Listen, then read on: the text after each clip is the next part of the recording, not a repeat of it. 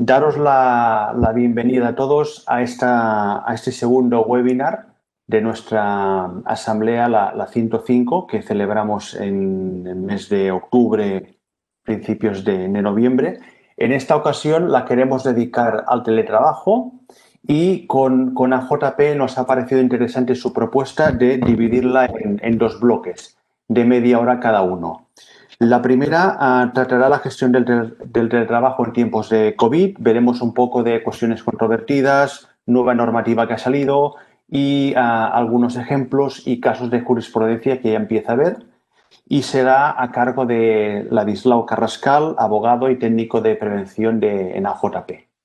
Y luego daremos paso a Aitor Jaén, psicólogo de AJP también, que nos hablará del contexto psicosocial y problemática surgida con el tema del teletrabajo. Deciros que hemos pensado en dividir también las preguntas por bloques, o sea que cuando finalice la primera exposición de Ladislao dejaremos un tiempo para preguntas y luego continuaremos con la parte de Aitor. También quería sugeriros que para el buen funcionamiento de la webinar silenciéis vuestro micrófono y acto seguido pues agradecer a JP, a Ladislau y a Aitor su participación y os doy paso para que podáis empezar pues cuando queráis con la exposición. Ladislau. Pues muchas gracias, Jordi, y vamos a empezar con este tema que resulta tan apasionante y que nos ha venido un poco encima con motivo de la pandemia que estamos sufriendo. Con ello nos ha traído una nueva regulación de trabajo a distancia y también un entorno pues, complejo para lo que es la organización de trabajo para nuestras empresas. Vamos a dar un repaso de lo que vamos a hablar en esta sesión, que sea cortita, pero de forma rápida. El marco normativo en el que nos movemos, vamos a hablar de los conceptos, las definiciones, que es cada uno de los elementos que podemos considerar en el teletrabajo, cuándo podemos aplicar que estamos en una situación de trabajo a distancia, el acuerdo de trabajo a distancia, luego cuándo sería una necesaria compensación de gastos, qué afectaría a la retribución, los derechos, las obligaciones y garantías de los trabajadores y, para enlazar con la parte siguiente, la prevención de riesgos en el trabajo a distancia.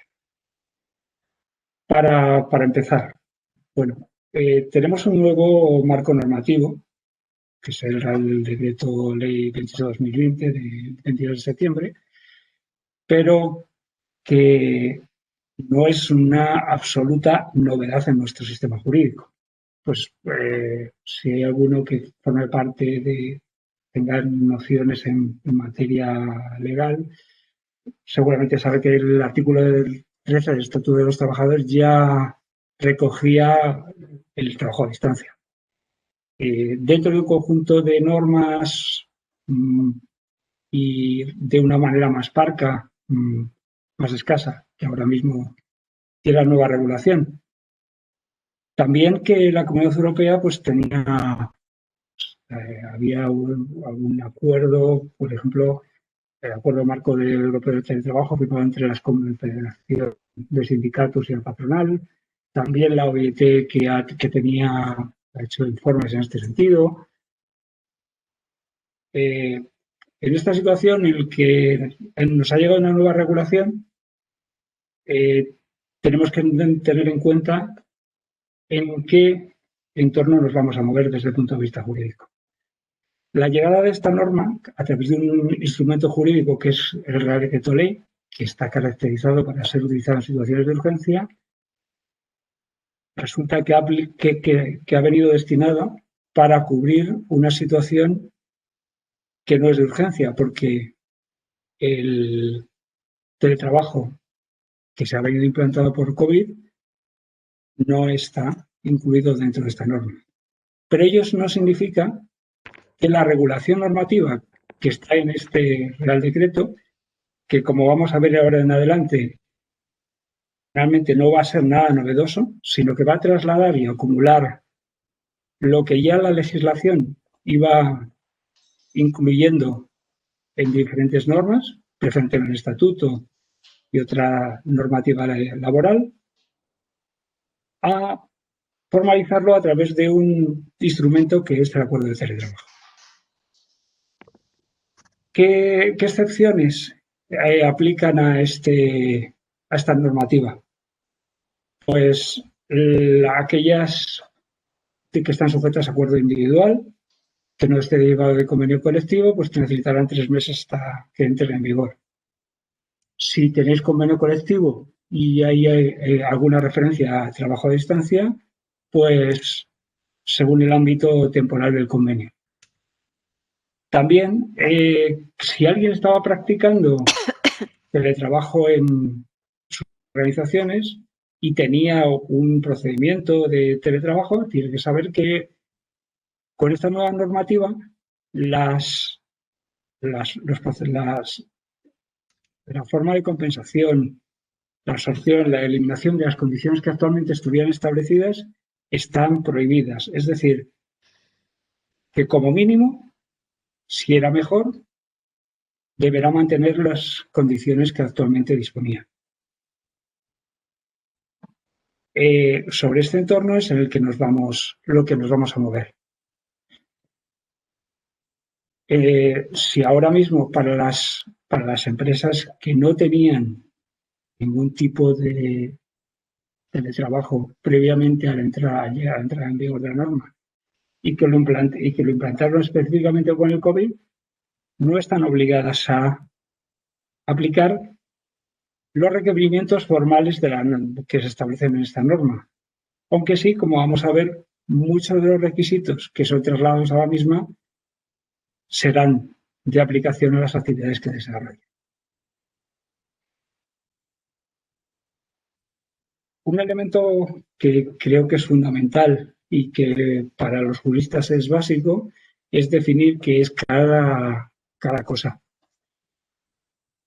En este caso, y es algo nuevo y que creo que es bastante importante para todos y porque aporta seguridad, es distinguir qué es teletrabajo y qué es trabajo a distancia y cómo se diferencia del trabajo presencial. A partir de ahora entenderemos qué es trabajo a distancia, aquel que se presta en el domicilio de la persona trabajadora o en el lugar elegido por esta durante toda la jornada o parte de ella, y ese de la jornada siempre superior a un 30% en un periodo de 3 meses y que además se practique con carácter regular. Si es con carácter ocasional, no aplique. En cuanto a este 30%, pues veremos ahora mismo luego cómo los tribunales pueden llegar a considerar si ese 30% considerado sobre la jornada es un elemento fijo o en caso de discusiones podemos llegarlo a aplicar a situaciones que pueden llegar a ser incluso inferiores. Luego, teniendo en cuenta que esta norma viene determinada por un elemento fundamental, que es el lugar de prestación de los servicios, determinamos que el teletrabajo, que es específicamente el trabajo a distancia, que se presta de forma exclusiva o prevalente con sistemas telemáticos o de telecomunicación. Es decir, podría haber teletrabajo cuando utilizamos un equipo informático. Trabajo a distancia podría ser el que antiguamente se lleva haciendo muchos años en algunos sectores, en el que la empresa entrega cierto material para que el trabajador lo produzca en su domicilio, porque se ha hecho durante muchos años en el sector textil. Y para diferenciarlo del trabajo presencial que se desarrolla en el centro de trabajo, en el lugar determinado por la empresa.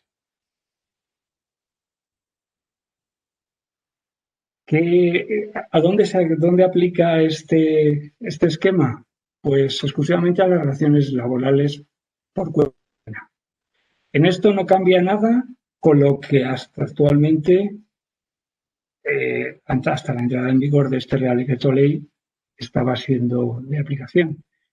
Quedan fuera del teletrabajo todas las relaciones laborales especiales, ya sea autónomo, sea trade, la alta dirección, incluso los contratos en prácticas, que deben alcanzar, al menos para poder estar dentro de trabajo a distancia, el 50% en presencial.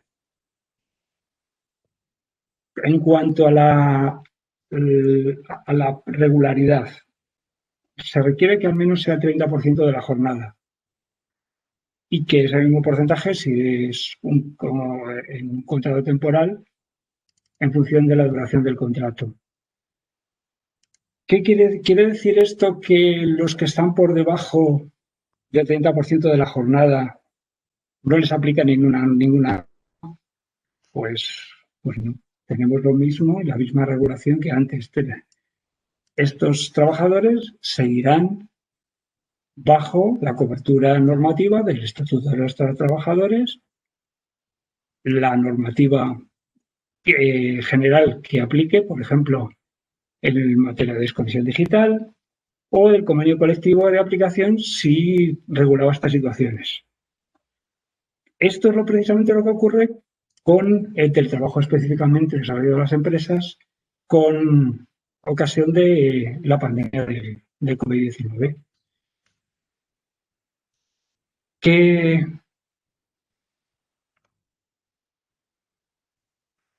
la diferencia principal entre la regulación que nos encontramos ahora mismo y lo que hasta la llegada y la entrada en vigor del Real Decreto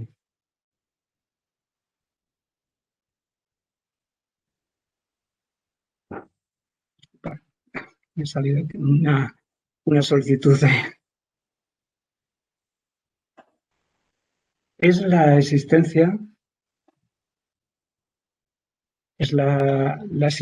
del acuerdo de trabajo a distancia. Hasta la fecha no era obligatorio documentar por escrito la existencia de un trabajo a distancia. ¿Qué características debe tener? Que es un acuerdo voluntario, que no se puede imponer por ninguna de las partes y es reversible. La no documentación por escrito resulta infracción grave desde el punto de vista administrativo y puede ser sancionado en caso de que sea detectado por la autoridad laboral. Debe documentarse en un plazo de 3 meses desde que resulte de aplicación a la normativa, a la relación laboral concreta que se ha puesto desde ese momento como trabajo a distancia. Y se debe entregar una copia a la representación legal de los trabajadores si existe en la empresa y a la oficina de empleo. En este caso es al SEPE, a través de contrato, del sistema de información de contratos. Importante que no es causa extintiva de la relación laboral ni modificación sustancial de las condiciones de trabajo la negativa de desarrollar el trabajo a distancia por parte del trabajador, el ejercicio de la reversibilidad a trabajo presencial, en el caso de que el trabajador no quiera regresar a su trabajo, en caso de que se debía volver a la oficina, y o por ejemplo, que también que resultan dificultades técnicas por el desarrollo de esta modalidad. No sé si surge alguna duda, alguna cuestión. Pues seguimos adelante.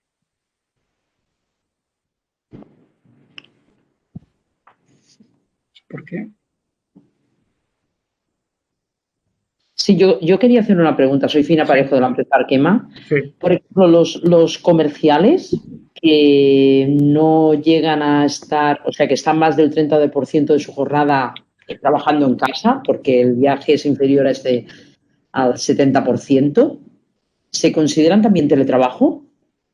Estos comerciales estaban desarrollando previamente una actividad a distancia o realmente... Sí, es personal que trabaja fuera de las oficinas centrales y que, que puede estar trabajando fuera de las oficinas que tenemos en Barcelona. Tenemos gente pues, en Madrid, en Valencia, en diferentes sitios. Y una parte de la jornada pues la organizan en su casa y no viajan este 70% que... O sea, están más del 30% en casa trabajando. Sí. Si están más del 30% de la jornada en el domicilio, se consideraría teletrabajo, ¿no? Se consideraría que es una situación de trabajo a distancia. ¿Esta situación viene por la pandemia o es algo que estaban haciendo habitualmente? No, es habitual. Es un trabajo habitual en el puesto. Sí, sí, exacto. Sí. Pues si esa es la forma, una vez que dado que se estaba haciendo con anterioridad a la pandemia, lo idóneo sería que documentaras esta situación a través de ya sea un acuerdo de teletrabajo o un anexo a su contrato estableciendo unas condiciones mínimas de ejecución como las que veremos ahora mismo. No, sí, el acuerdo lo teníamos, lo que pasa es que no lo teníamos como un tema de teletrabajo, sino un acuerdo individualizado. Y bueno, vale, sí, es tenerlo en cuenta de que también hay que comunicarnos estos. Vale, muchísimas gracias. Muchas gracias a ti.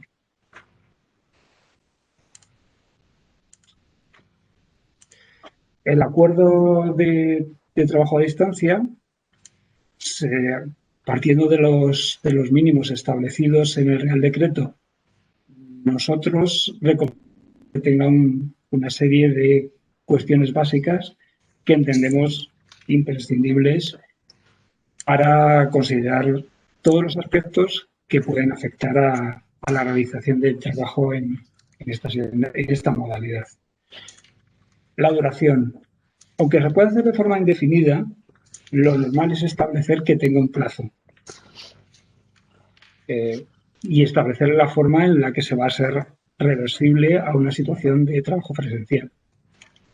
Establecer un inventario de equipos, medios y herramientas que la empresa pone a disposición de los trabajadores y también incluir unas reglas de uso. Vamos a ver luego más adelante un poco de detalle de eso. Los gastos que puede incurrir el trabajador y la forma de compensación. El horario de trabajo, aunque hay flexibilidad en esta modalidad, hay que también establecer unas reglas de disponibilidad si es preciso que los trabajadores concurran con otros compañeros en un periodo determinado de tiempo. La distribución entre trabajo presencial y trabajo a distancia, el centro de trabajo al que escribe el trabajador. Es fundamental que el trabajador, estamos hablando de empresas que no tengan o que estén pensando implantar esta modalidad y que quieran contratar a trabajadores para que solo presten su actividad en remoto, deben adscribirlo a un centro físico, a un centro de alta en la autoridad laboral. Es necesario determinar el lugar y lugares donde se desarrollará el teletrabajo, el trabajo a distancia. Esto puede dar lugar sin de no hacerlo, a problemas.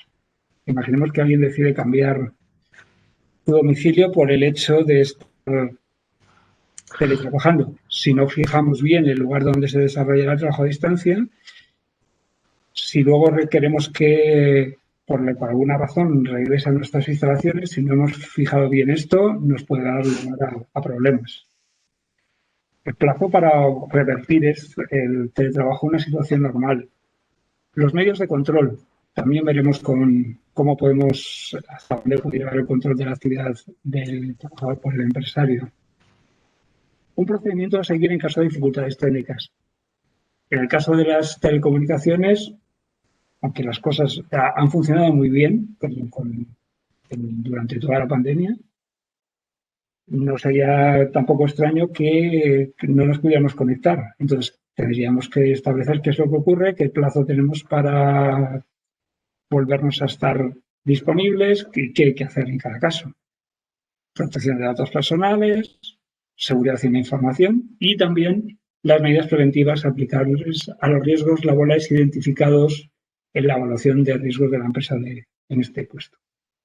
Vamos a revisar de una manera rápida cada punto que pensamos que es más importante. El tema de los medios y la compensación de gastos. Este asunto, que siempre estuvo en boga, seguramente lo escuchasteis durante toda la negociación que entre la parte social y la parte empresarial sobre el contenido de este Real Decreto, que en un principio parecía que iba a ser más pro trabajador y al final ha quedado en tablas, por decirlo de alguna manera. Se ha de pactar, pues ya sea en convenio colectivo y en caso contrario de forma individual con el trabajador. Hay que pactar qué se va a compensar y cómo se debe compensar. ¿Qué es lo que se debe compensar? Pues se puede compensar los gastos específicos y exclusivos que puede incurrir el trabajador con motivo de la realización de trabajo a distancia. Imaginemos en un gasto el más común, la conexión a Internet.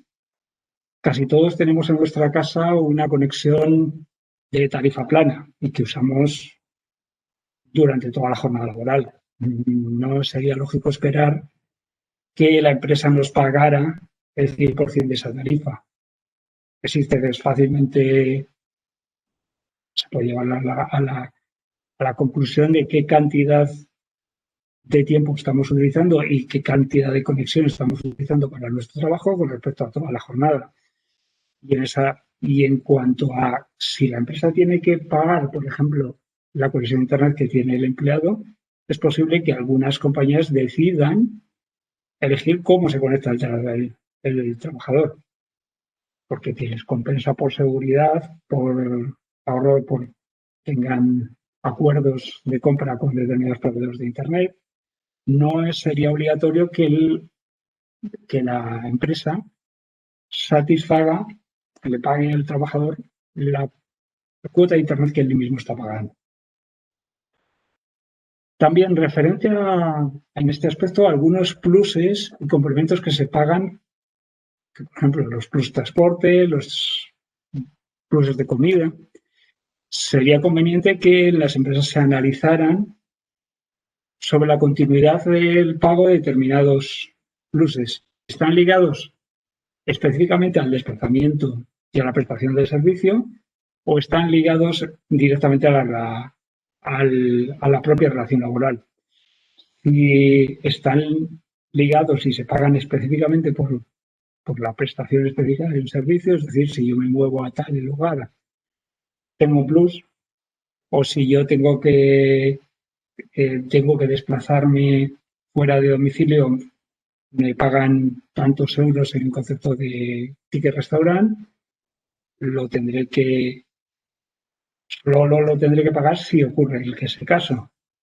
Si por el contrario estoy pagando por ejemplo, un cheque de comida de 8 euros al día,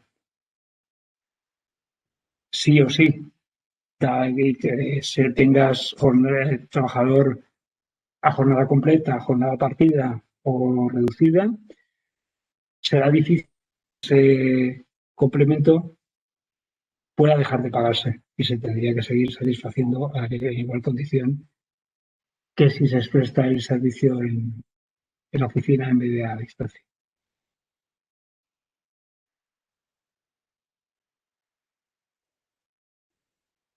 En cuanto al tiempo de trabajo, con esta regulación de trabajo a distancia se puede flexibilizar el horario de prestación de los servicios, pero tiene que estar acordado. Puede acordarse vía negociación colectiva, que es lo que ahora con la norma espera el legislador que se produzca con mayor profusión, y en su caso, pues en el acuerdo individual. Otro asunto importante en cuanto a la jornada. El registro de jornada, con independencia de que le aplique el Real Decreto o no. Sigue existiendo la obligación y no hay ninguna especialidad. Y en caso de que no se pueda o no se disponga de los registros, la inspección podría sancionar igualmente con respecto a los trabajadores que están trabajando a distancia. Y como decíamos antes, en cuanto al trabajo a distancia, se tiene que realizar en el lugar o lugares específicamente acordados en el acuerdo a distancia. ¿Por qué razón? Creo que para muchos de vosotros es fundamental que el trabajador, aunque esté trabajando desde su domicilio, en un determinado momento pueda tener disponibilidad para realizar su actividad de forma puntual o de forma permanente en las instalaciones de la empresa. Si resultara por alguna razón que el trabajador decide cambiar su residencia, ya digamos, a otra comunidad autónoma o a otro país, y esto no se pactara bien, podría lugar a una situación de conflicto. Si eso se acuerda y el trabajador decide mover su lugar de prestación de servicios a otro lugar, sería un incumplimiento de contrato y la empresa podría llegar a tomar medidas por ello. Por eso es importante documentar y dejar registro de este lugar de prestación. En cuanto a los derechos y obligaciones de los trabajadores a distancia. En eso, con la nueva normativa no ha variado en nada con relación a lo que teníamos actualmente. El derecho a igualdad, las mismas oportunidades con los que están presenciales. Una referencia que he incluido ahora es que en las elaboraciones del plan de igualdad tiene que haber un apartado específicamente dirigido a cómo se gestionan los derechos de los trabajadores a distancia. Y en cuanto a la adaptación de jornada por conciliación, siguen vigentes tanto las modalidades que estuvieron en convenio colectivo, el 38.4 del artículo del Estatuto de los Trabajadores, o el plan de cuida, que ha sido activado con motivo de la pandemia. En cuanto a la formación y promoción profesional, debería de impartirse formación en la utilización de medios telemáticos antes de iniciar la actividad a distancia, incluir a los trabajadores en programas de formación.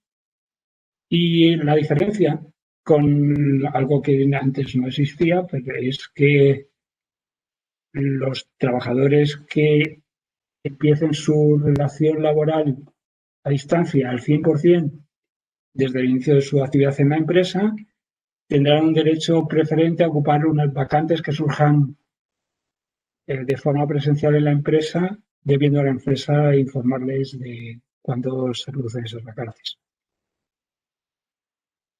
En cuanto a los derechos colectivos, ya lo era y los trabajadores que trabajan a distancia tienen los mismos derechos de representación que los presenciales.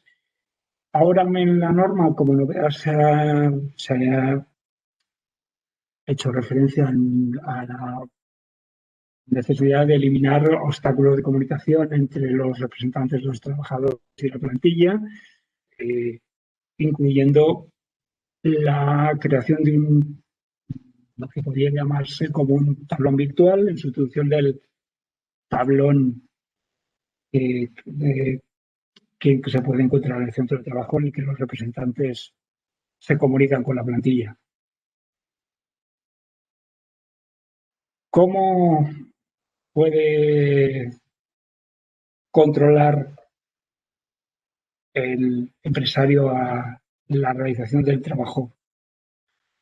Pues exactamente igual que antes. El poder de dirección del empresario, que antes debería derivado del artículo 1 del Estatuto, sigue de aplicación exactamente igual con la entrada en vigor de esta norma y sigue de aplicación a las actividades que no se desarrollen en las instalaciones de la empresa estén cubiertas por la norma, como las del COVID, como el teletrabajo del COVID. Ojo con las limitaciones que se establecen en la norma y que hay en la jurisprudencia. Por ejemplo, en cuanto a los sistemas de control, aunque es la empresa la que debe proveer de los equipos, pues se da en muchos casos que se está dando situaciones de trabajo con medios, o sea, ordenador, teléfono, propiedad del empleado.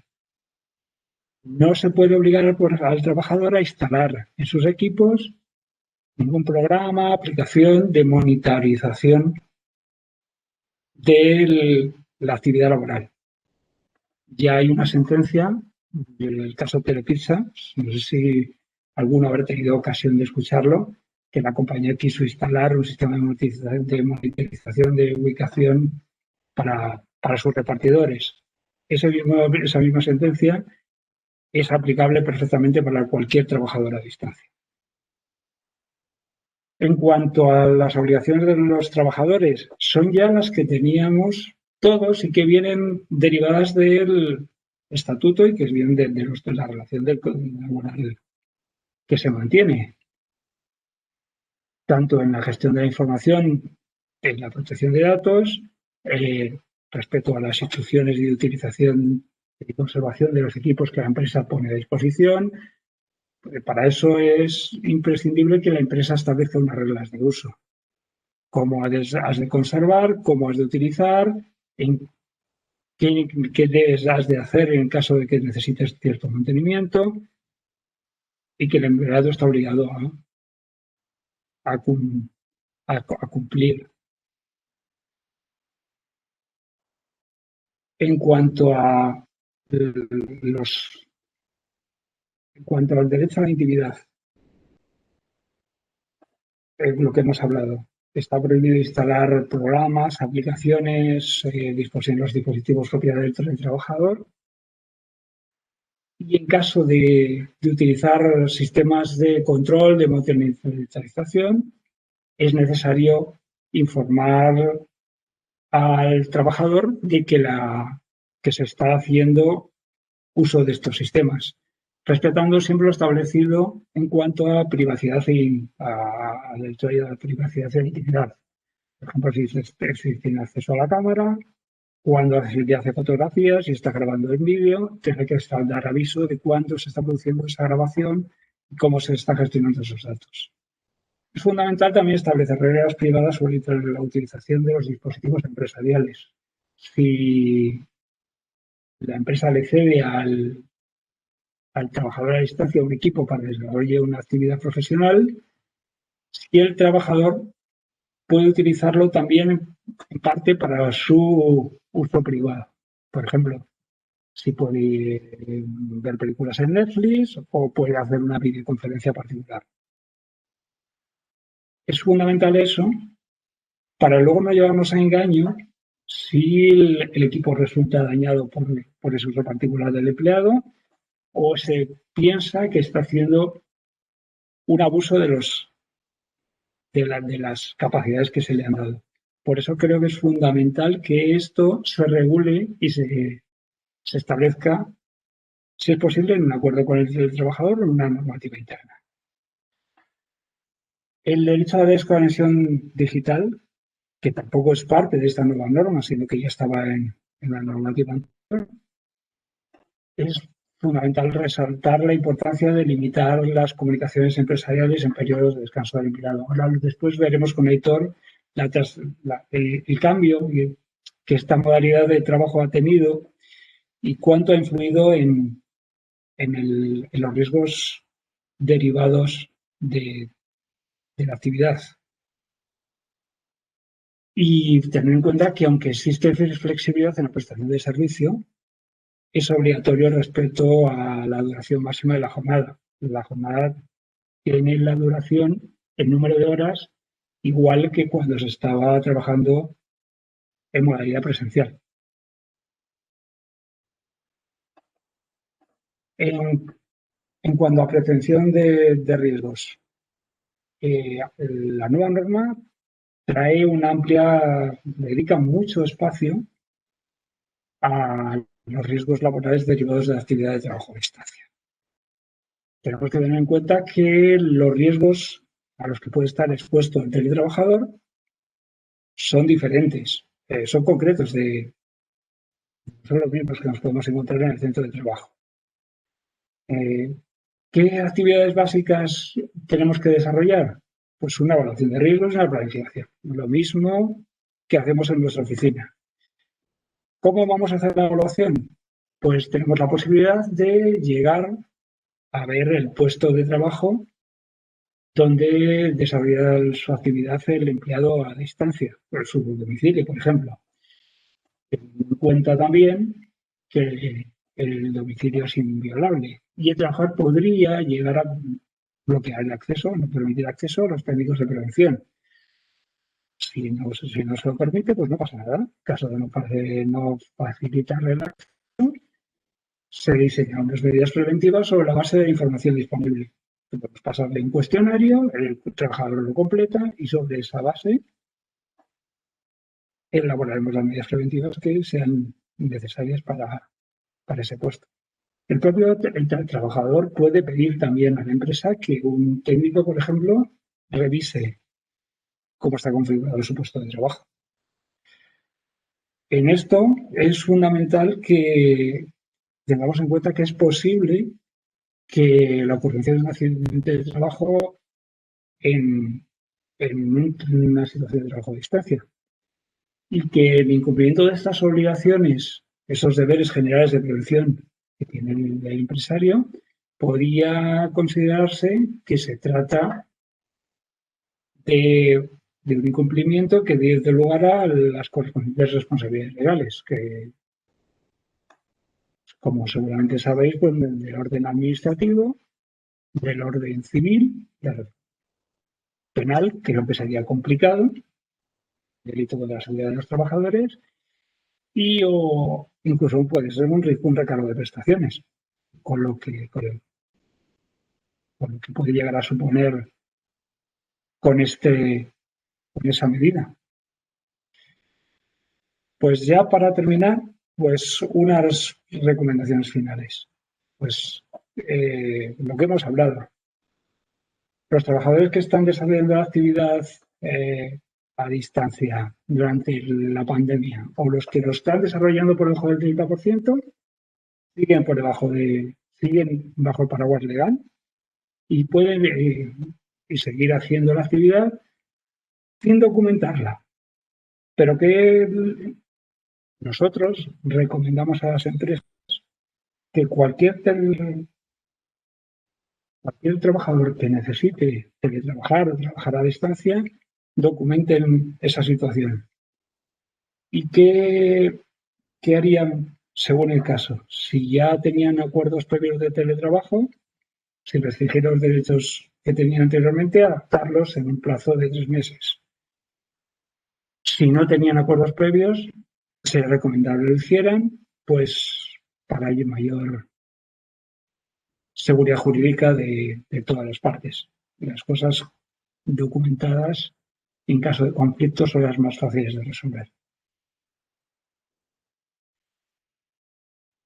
Y ya para terminar, pues que no se nos convierta, como vemos aquí, que hasta luego se nos va a teletrabajar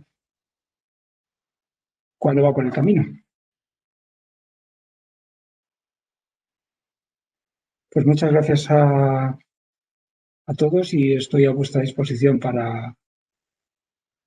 Muchas gracias, Ladislao. No sé si tenéis alguna pregunta. Antes al inicio ha surgido un par de preguntas ya. Si tenéis alguna pregunta. Lorenzo Conde de Arquema. Mi planteamiento es accidentes de trabajo. Sí. Si una persona está trabajando en su casa, en los accidentes de trabajo pueden ser variados. ¿Cómo se va a poder determinar qué es lo que es relacionado con el trabajo, no? Porque un señor se levanta de una silla, tropieza, se cae y se hace daño. Y igual ha pasado en la silla del despacho que en la silla del comedor. ¿Cómo se va a poder determinar o confinar muy bien ese tipo de accidentes? como nos pasa también a veces con los accidentes in itinere. Lo fundamental en este proceso, haber cumplido con las obligaciones empresariales, es de evaluación y planificación. Si hemos pedido al trabajador que, a través de, por ejemplo, de un checklist, que nos indique cómo está configurado su puesto de trabajo. Nosotros le hemos dado las medidas preventivas, le hemos facilitado los medios para que lo pueda desarrollar. Luego, que si un señor se ha caído de la silla, tenemos que ver exactamente qué silla, cómo ha sido la circunstancia, cómo tendríamos que investigar el accidente. Tendríamos una complejidad similar, como te diría, como cuando ocurre un accidente in itinere o en el desarrollo de una actividad normal. Dada que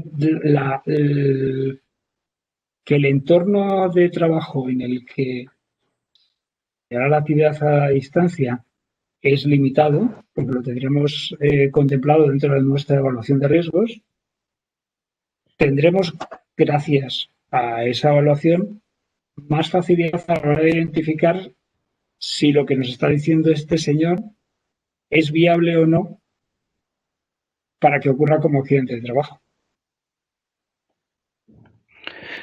Sí, pero ya sé que no es sencilla la situación. No, porque como bien sabes, un accidente, nuestras oficinas de la empresa, cuando una persona sufre un accidente y a veces es muy difícil determinar las causas reales y demás, si esta persona no ha permitido que el servicio de prevención entre en su localidad y únicamente ha dado referencias de lo que tiene, pues aquí la bola de cristal va a ser muy complicada, desde luego. Será bastante también difícil de, primero, que se admita, lo primero por parte de la mutua.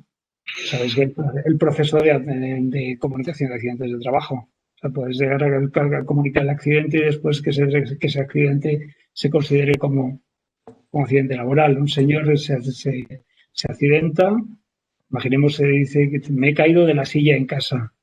Le mandarás a la mutua, igual que lo harías con un trabajador que se cae de la silla en la oficina, y en función de las circunstancias se tendrá que investigar si esa actividad que estaba desarrollando era propiamente del puesto, según la evaluación y los datos que lo ha facilitado, o no.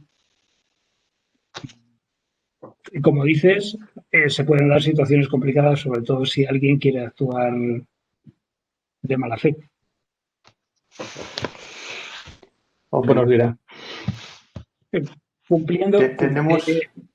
Yo creo que cumpliendo con las obligaciones empresariales, tendremos mucho más sencillo defendernos y evitar las responsabilidades legales. Gracias. Ladislao, vamos un poco justos de tiempo, pero tenemos una pregunta que me llega por el chat. Si quieres, para finalizar, Sí. Dice, ¿se puede considerar teletrabajo la disponibilidad fuera de las 8 horas de trabajo para consultas telefónicas? No. Además, hay una sentencia sobre la disponibilidad. Estamos hablando de es un tiempo, es una persona, entiendo, que está abierta a recibir llamadas, que puede recibirlas o no. Entiendo que sí. La persona que lo pregunta no le funciona el micro, pero entiendo que sí, que es así. Además hay una sentencia que es específicamente sobre eso. Si la podemos, no tengo ahora mismo la referencia para darte el dato concreto. Si es un tiempo de disponibilidad que puede o no producirse actividad laboral, es que incluso puede considerarse que ni siquiera es tiempo de trabajo. Ok. Aparte, es una actividad, a más, lo que me está comentando, de la actividad presencial que desarrolla el trabajador en las instalaciones de la empresa. Entiendo así.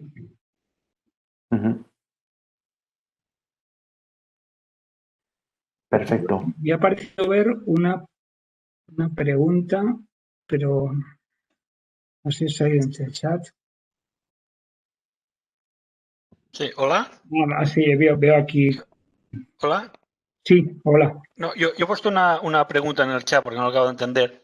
Sí. Porque esto desde un punto de vista de mentalidad leniniana rompe un poco los esquemas de las relaciones laborales, ¿no? Yo entiendo, en un ordenador yo puedo pactar que sea propiedad del trabajador y que se utilice en teletrabajo para el trabajo que yo realice a cuenta de la empresa. Esto es así, ¿no? Puedes pactarlo, pero Puedo. tendrías que compensarle por Sí, ello. sí, yo se lo compenso. Incluso si quieres se lo pago. Una vez dicho esto, ¿hay algún límite en los medios de producción que puedan ser propiedad del trabajador? Por ejemplo, un ordenador lo entendemos, pero si el trabajador es un oficinista, pero si el trabajador es un carpintero, él se puede comprar una sierra de cinta, meterla en el garaje de su casa y trabajar con ella, con lo cual. El trabajo a distancia, como decíamos al principio, se lleva, además de acuerdo con el artículo 13 del Estatuto, se lleva desarrollando desde tiempos, incluso, vamos, desde que existe actividad laboral regulada legalmente y en los tiempos de la democracia desde la aplicación del Estatuto de los Trabajadores. La fabricación de calzado es uno de los que más utiliza este tipo de trabajo. Sí, sí. Y la Y, confección de bolsos para sí, regalos, por ejemplo. sí, eso es. Entonces, en ese tipo de trabajo es posible que el propio trabajador tenga medios de producción que, que pone a disposición del empresario, que el empresario debería compensarle.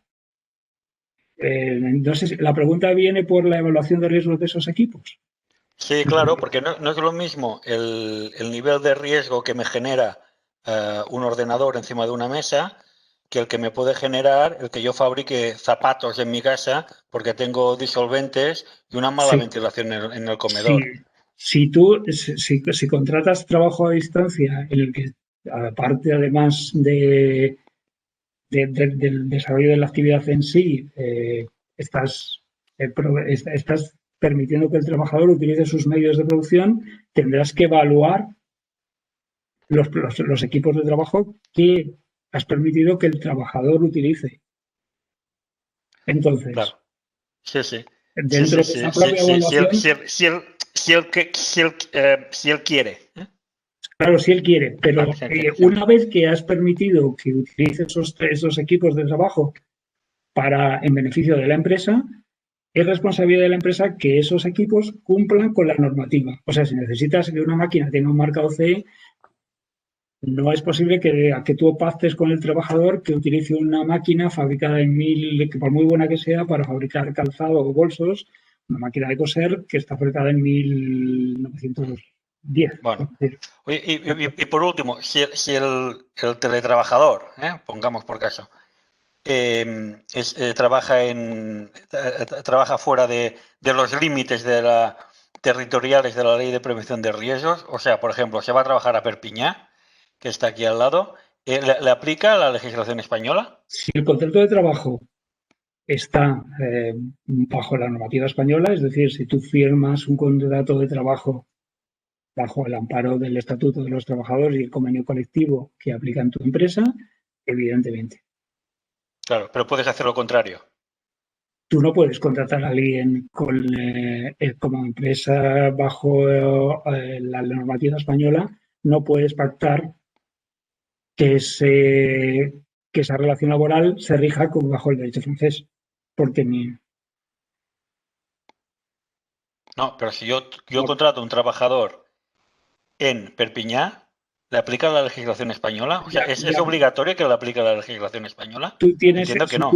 si tú contratas a un trabajador, empresa española que contrata a un trabajador con un contrato de trabajo en el extranjero y tú no puedes darle de alta en la seguridad social francesa, porque no eres una empresa que esté de alta en Francia. Estás de alta, le tendrás de alta en la seguridad social española y le aplicará la normativa española en todo lo que sea posible, en tanto no haya una normativa francesa, que en el caso de prevención se considera normativa de, digamos, de policía, que sea superior a lo que establezca la normativa española. Es decir, si una normativa francesa tiene un requerimiento preventivo superior a lo que establece la normativa española, aplicaría la normativa francesa. De lo contrario, aplicaría la normativa española. Gracias. Gracias. Pues si os parece, Ladislao, muchas gracias por la exposición. Daríamos paso a la segunda parte con Aitor Jaén. Aitor.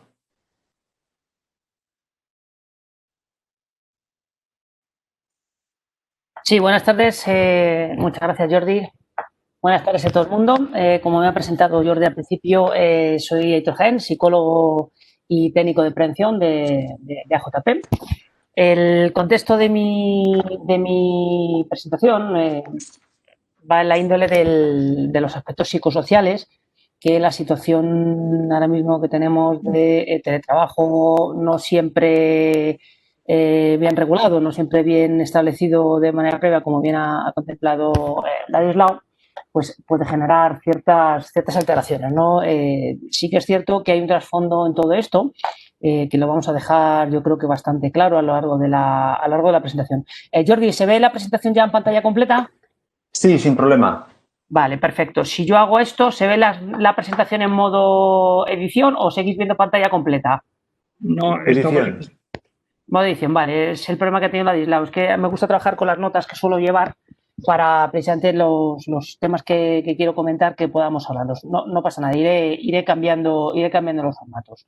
Bueno, en este caso concreto tenemos una serie de aspectos controvertidos. La controversia en lo psicosocial relacionada con el teletrabajo y la situación de pandemia ya lo tratamos en un primer webinar hace unas semanas, pero hay una cosa importante y es que hay una raíz que no tiene que ver con el trabajo en estos aspectos, ¿vale? El aspecto psicosocial tiene una índole también bastante personal, con una cuestión relativa al repertorio y a eventos previos que hay que tener en cuenta, ¿vale? Porque se nos puede complicar y podemos tener una dificultad añadida. Si ya hemos tenido dificultad para definir una potencial situación de accidente como un accidente que pueda resultar de trabajo por la imposibilidad de acceder al lugar donde la persona está desarrollando su tarea, imaginaros en una cosa tan, vamos a decir, tangible como puede ser una caída, una torcedura, una descarga eléctrica. Imaginaros lo complicado que puede resultar si ya nos metemos en temas de estrés, la pervasividad del trabajo, esa incapacidad de desconectar que a veces existe, la sensación de aislamiento, una serie de posibilidades que tenemos ahí, que bueno, son solo eso, posibilidades, no tiene por qué haber ninguna consecuencia directa y automática. Os voy a hacer una pregunta con un trasfondo retórico, pero para que veáis cómo a veces se construyen las realidades en el aspecto psicológico y el aspecto social de las relaciones personales. ¿Quién sería Buba y quién sería Kiki de estas dos imágenes? ¿Me lo podéis poner a través del chat o activar el micrófono y decirme a ver quién pensáis que es quién de cada una de estas formas? ¿Quién sería Buba y quién sería Kiki?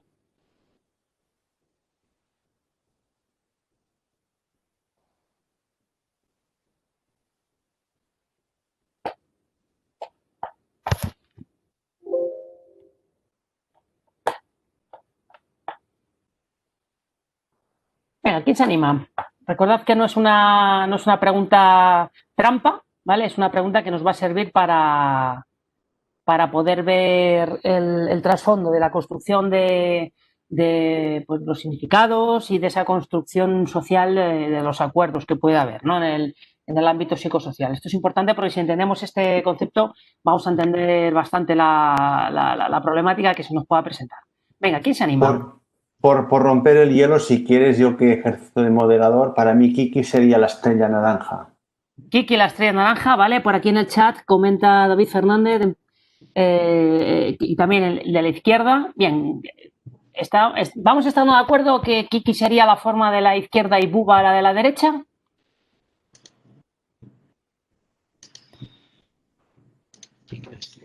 Venga, ¿alguien más se anima? De momento tenemos 2 personas que están de acuerdo en que la forma de la izquierda. Hola, pues yo por llevar ya la contraria, la de la derecha. ¿Vale? ¿Por qué, Ángel? Por llevar la contraria de Jordi. Perfecto, bien, bien. Bueno, si hiciéramos esa encuesta y fuéramos preguntando, es bastante probable, ¿vale? Y esto lo he hecho en numerosas ocasiones, bastante probable que al final acabáramos estando en un alto porcentaje de acuerdo en que Kiki es la forma de la izquierda y Buba es la forma de la derecha. ¿Por qué ocurre esto? Pues ocurre por la siguiente razón. El aspecto de construcción del lenguaje tiene mucha relación con el contexto de regulación del mundo real. ¿Vale? Si analizamos el formante de la voz, es decir, la huella que deja en un espectrógrafo, en un espectrograma, el tono de la voz al hablar, vamos a ver que cuando se dice Kiki, el formante de la voz, lo que sería esa huella, tiene unos aspectos muy puntiagudos, muy similares a los que tiene esta estrella. Y cuando hablamos de Buba, el formante es más redondeado, más globuloso, ¿no? como la forma de nube que hay aquí a la derecha. Esto es una propiedad de la mente en la que hay una combinación de funciones, es decir, funciones que son del mundo real, en este caso la percepción visual de 2 formas, y la construcción de una realidad mental derivada, ¿no? Esto es importante porque en muchos elementos de lo psicosocial se va a dar una construcción que tiene una idiosincrasia, ¿no? Por un lado, la idiosincrasia de la empresa, el cómo establece las relaciones, cómo se establece la regulación y el control del trabajo, los sistemas de retribuciones, los sistemas de castigos, los sistemas de gestionar los problemas, las discusiones que pueda haber, y luego, por otro lado, el propio sistema de regulación que la persona trae consigo en el momento de entrar en la empresa. Y eso es una cuestión que tiene unas raíces que vienen desde prácticamente su nacimiento, ¿no? Del entorno en el que se haya criado, se haya educado, las cosas que haya aprendido a valorar, etc. Entonces, estamos todo el rato haciendo ese aprendizaje, esa combinación de funciones, transformando otras funciones y generando una vida mental en paralelo con la vida que llevamos en el mundo real. Todo esto, además, en el caso nuestro, lo tenemos que enfocar a través de la gestión de un sistema de prevención que además está regulado normativamente y que puede tener ciertas discrepancias. Sí. Sí, parece que no estamos viendo tu pantalla. No sé si lo tienes previsto o no. Sí, estaba hablando. ¿Me estáis viendo a mí, que es lo importante? A mí me veis, ¿no? En la pantalla. Ahora no vemos nada, ahora sí. Vale, perfecto. Estaba hablando simplemente con la reflexión.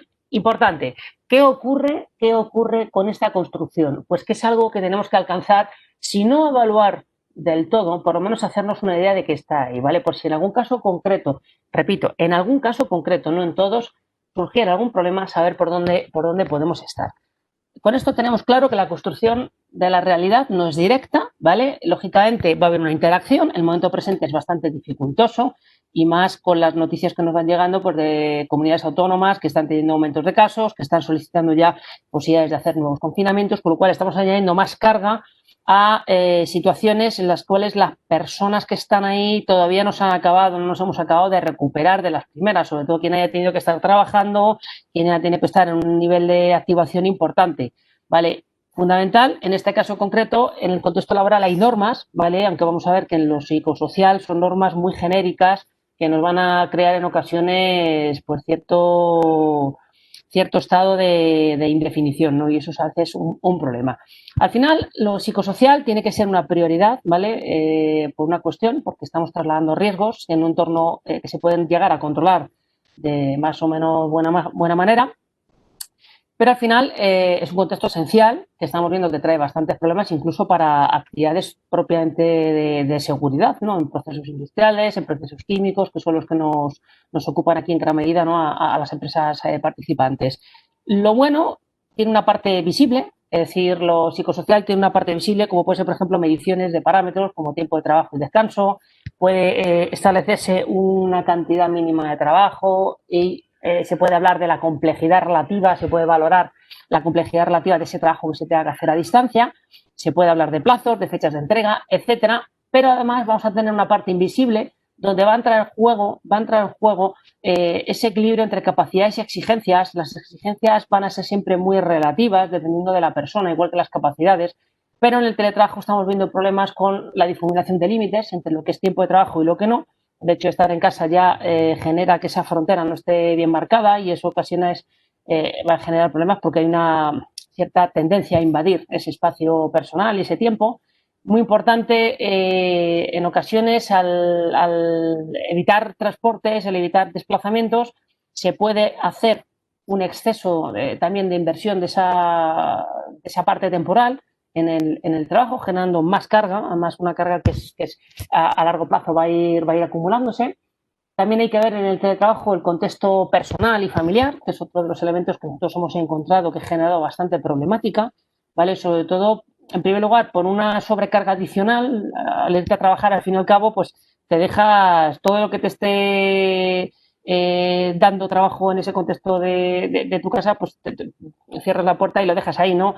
Ahora, si estás trabajando dentro de ese contexto, pues puede haber un problema derivado de esa sobrecarga de tareas y además esa a veces difícil interacción, ¿no? El estar en un webinar, como es mi caso, oyendo ya de fondo al bebé que tengo de 4 meses llorando y al otro dando porrazo, pues ya me puedo imaginar que yo estoy un poco sobrecargado ahora, pero mi mujer va a estar un poquito sobrecargada. Entonces, ese tipo de elementos genera un proceso de sobrecarga, pues un proceso en paralelo, ¿vale? En este caso concreto, pues yo puedo abstraerme, pero imaginaros que fuera una situación pues constante, que no fuera solo un rato, sino es constante con esa situación, esa sobrecarga, pues puede llegar a generar un problema de rendimiento, un problema de fatiga al terminar el día y puede generar incluso problemas y discusiones familiares como nos ha ocurrido en empresas clientes, ¿no? Otro elemento importante que hemos visto que ha generado problemas, y en este caso lo comentaba contigo, Jordi, al principio de la charla, el aislamiento y la falta de relación en determinados perfiles pues ha generado, en algún caso que hemos tenido un poco peculiar, ha generado situaciones delicadas, pero son situaciones que han devenido de una patología que estaba en ciernes y que venía de forma previa, ¿no? Ese aislamiento, pues hay personas que no lo llevan tan bien como se podría y al final genera un trastorno de adaptación, un trastorno de estrés agudo adicional a lo que estamos hablando. Esto, lógicamente, son casos muy puntuales y son casos donde hay una psicopatología previa, ¿vale? Esto es una cuestión que no lo ha provocado directamente el trabajo, pero está en ese trasfondo, ¿no? Luego, otro elemento también, yo creo que ahora es fácilmente visible, pero cuando empezó todo esto, pues no lo teníamos todavía muy claro, es esa incertidumbre a futuro, ¿no? Ese también trasfondo a nivel socioeconómico, el panorama que se pinta, las diferentes situaciones pues, de ERTE, de ERES, de recortes de personal, es decir, son situaciones que van a crear, por lo menos en los entornos que estamos analizando, van a crear procesos de incertidumbre.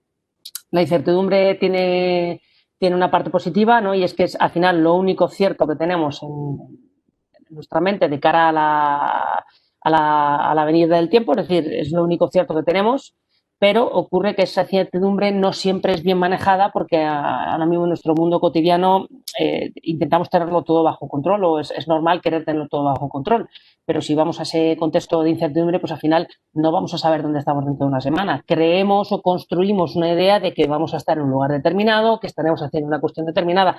Entonces, cuando tenemos esa posibilidad de hacer esa proyección, esa incertidumbre se va a ver reducida, pero en situaciones donde la empresa pues está pasando por esos contratiempos, que pueda a lo mejor demorarse la comunicación, que pueda haber menos comunicación de la que había antes, puede generar a las personas que trabajan en ella ciertas sensaciones que no son buenas, que no son adecuadas, y eso en algunos casos sí que hemos visto que ha traído una mayor problemática.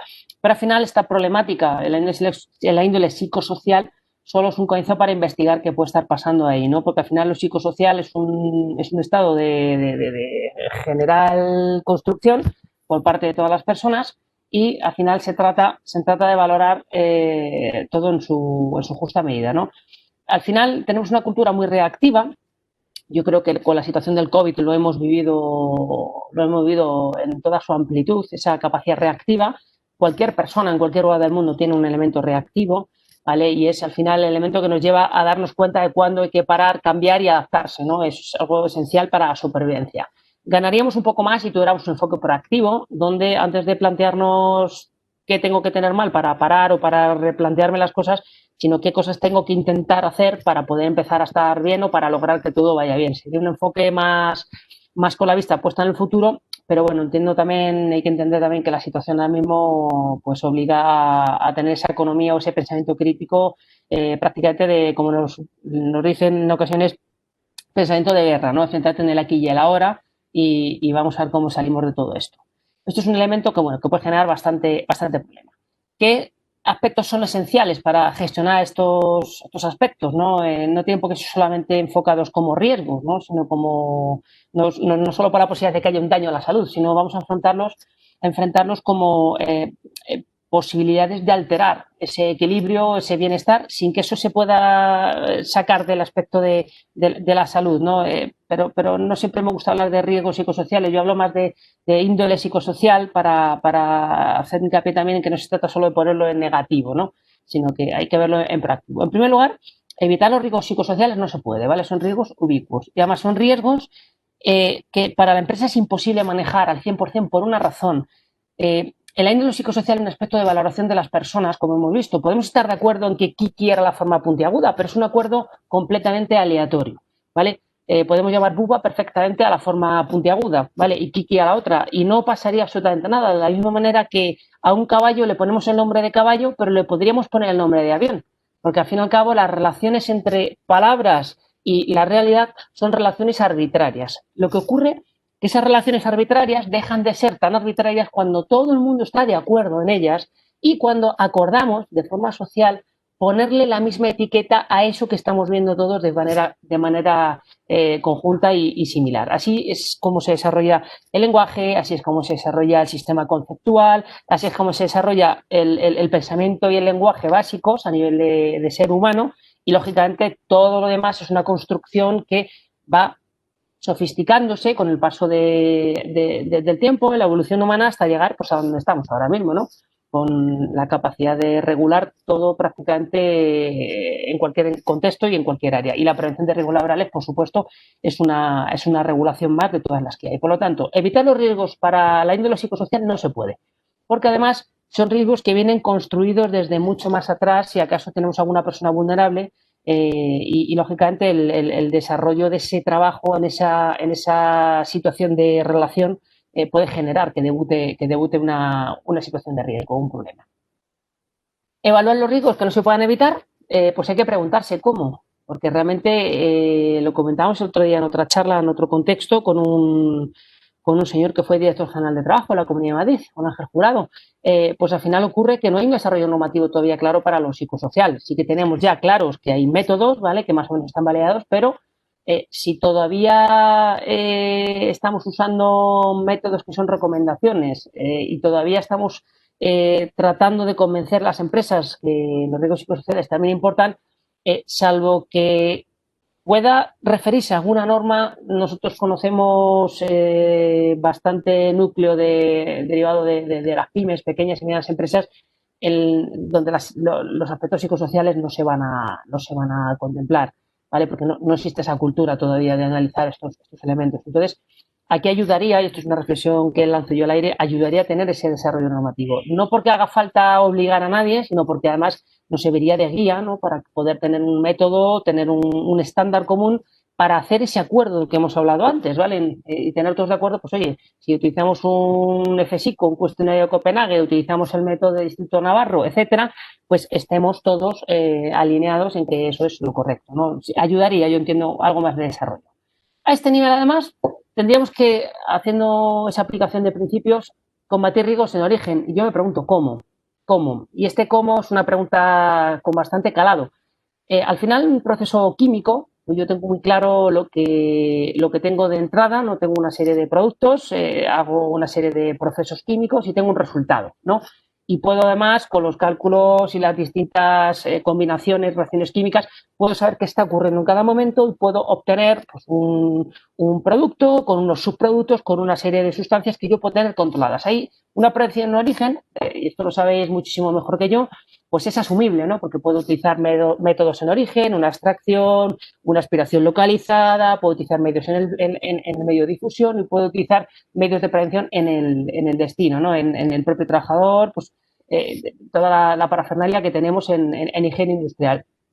Pero ¿cómo abordo esto en lo psicosocial? cómo aborda un riesgo en origen a nivel psicosocial. La organización tiene una parte importante que decir aquí, una parte importante de posibilidad de acción, pero hay otra parte sobre la cual la organización va a estar muy limitada. Es decir, no podemos ir a las raíces de esa personalidad, no podemos ir a esa cuestión de inicio del origen del problema que nos ha explotado a nosotros en la empresa. Entonces es importante tener claro que lo psicosocial tiene que considerarse siempre en ese contexto amplio, pero va a tener unas limitaciones bastante importantes en lo que refiere al trabajador, ¿vale? Porque además la evaluación psicosocial es una valoración de la interacción y de la opinión que a esa persona le merece esa interacción, ¿vale? Ni siquiera es una evaluación directa psicológica, con lo cual vamos a perder información, aunque vamos a ganar en una información de contexto general que puede ayudar a la empresa. Al final, toca adaptar ese trabajo a la persona, ¿vale? Valorar los equipos de trabajo que se elijan, los métodos de trabajo, etcétera, con la idea de hacer que la interacción sea adecuada, ¿no? Para evitar ese efecto, ese impacto en la salud. Lógicamente, hablaríamos de luego la necesidad de planificar, dar esas instrucciones y al final hay que preguntarse, ¿todo esto cabe evaluarlo? Es decir, hay que hacer realmente algo diferente a lo que ya estábamos haciendo antes de todo esto.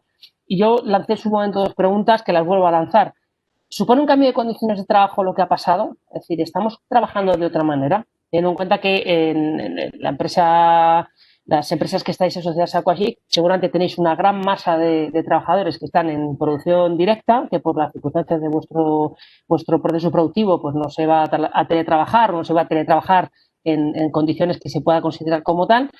Y la segunda pregunta es, ¿cambiaría el lugar de trabajo si hacemos este teletrabajo? Para entender si realmente debe ser evaluado o no. Si una de estas 2 preguntas es afirmativa, pues yo creo que sí que habría por lo menos que plantearse una evaluación de estas nuevas condiciones, ¿vale? De estas nuevas condiciones, porque al final estaríamos dentro de los elementos que el reglamento de los servicios de prevención nos indica como necesarios para volver a evaluar, ¿no? Porque hay otra índole, hay otra serie de interacciones que nos van a llevar a ver cómo está afectando o cómo está impactando a la propia persona por los elementos que hemos visto antes.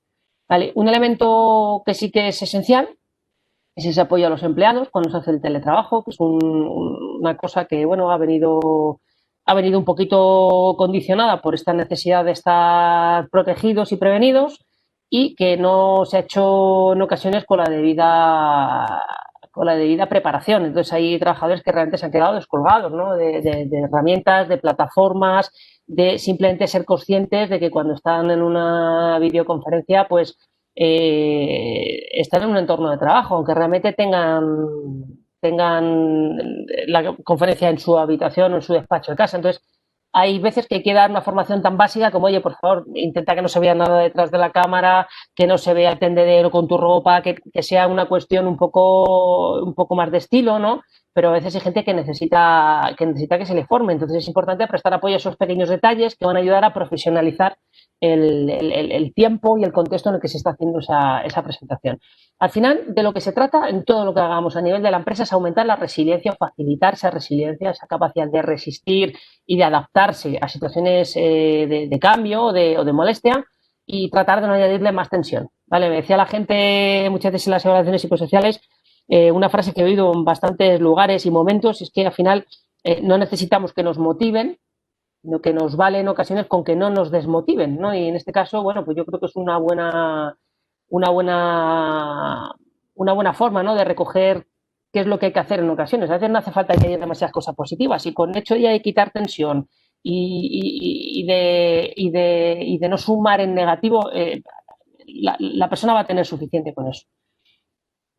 Lógicamente, hay un elemento cultural, ¿vale? En ese contexto inmediato, que interacciona en esa cultura de empresa, la persona se va a tener que ver y se va a tener que enfrentar a situaciones. Va a generar un proceso de transacción. Esas demandas van a interaccionar con una serie de percepciones y dependiendo de que la persona valore o no valore tener esas capacidades o esas demandas, verse en capacidad o en previsión de poder cubrirlas y poder cumplir adecuadamente con esa exigencia real o percibida, pues tendremos o bien una activación positiva, una activación de criterios de autoeficacia, de una mayor productividad, sensaciones de reto, o podemos encontrarnos con situaciones donde la persona directamente percibe una amenaza, percibe un riesgo, percibe una activación negativa que le va a condicionar pues, que pueda descansar, que pueda desconectar, que pueda tener una buena relación familiar, etcétera. Estos son elementos que hay que tener en cuenta. Pero esto viene además de venir de una cultura que tiene una serie de atributos, luego os comentaremos en una guía que está a vuestra disposición para que podáis consultarla.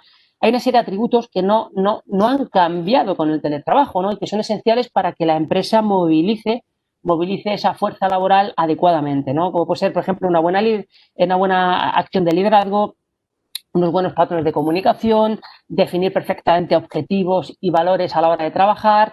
Puede ser, por ejemplo, establecer un clima de cultura justa, donde a lo mejor un retraso, un fallo en un momento determinado de un trabajo, o el hecho de que una persona estando en casa, si tiene niños pequeños, no pueda estar al mismo nivel que si estuviera en la oficina, se pueda gestionar adecuadamente, ¿no? Y se pueda tener un poco de manga ancha. Manga ancha, ojo, sin que se confunda con libertinaje, ¿vale? Como en ocasiones también nos han rebotado directivos, ¿no? Que al final han acabado renegando del teletrabajo y fomentando la presencialidad, incluso a veces contra criterios regulados, por la sensación de desconexión que tenían con los trabajadores y por la sospecha, ¿no? Ese clima de suspicacia de que el trabajador estaba haciendo menos de lo que podía hacer que si estuviera en presencial. Entonces, ese tipo de cuestiones sí que viene muy bien trabajarlas, ¿vale? Y trabajar en casos concretos sobre el hecho en sí, ¿no? El caso concreto, porque es importante tener también esa disparidad que a veces hace falta en la consideración, ¿no? Es decir,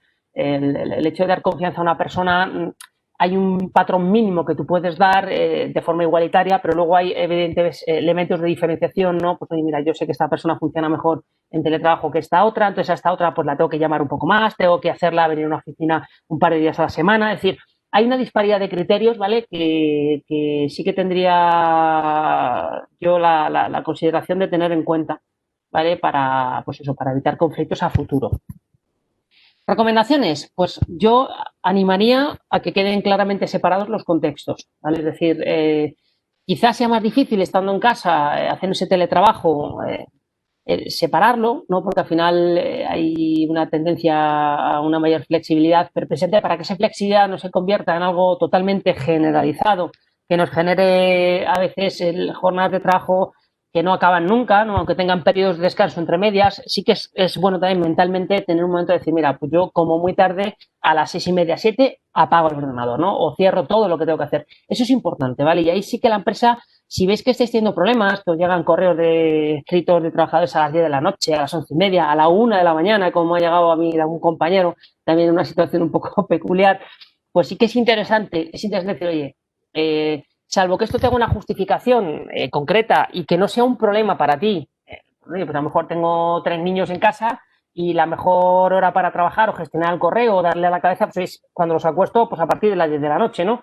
Pues ahí a lo mejor sí que conviene contemplando esas circunstancias, establecer unas reglas de juego en cuanto a horarios, ¿vale? Luego, lógicamente, en cuanto a los lugares, ya lo ha hablado Ladislao, la importancia de tener un buen entorno de trabajo y la posibilidad de que sea evaluado, al menos hay que tenerlo en cuenta por el aspecto ergonómico, ¿vale?